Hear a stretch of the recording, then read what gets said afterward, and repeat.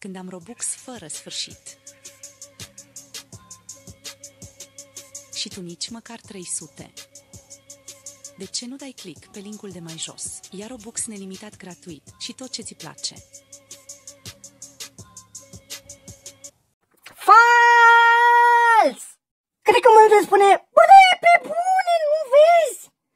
Păi, ca să știți, nu vreau să vă distrug deloc visele, în niciun fel. Toată lumea cred că vrea Robux, dacă nu și le poate permite. E bine, acest APK Zonic, e bine, e fals, deși nu l-am încercat. Vă spun sincer că nu l-am încercat, totuși să nu aveți încredere în așa ceva, vă rog eu frumos, pentru că e periculos și plus că are 1,9K.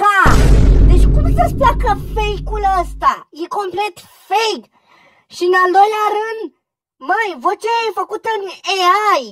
Deci, oh my god!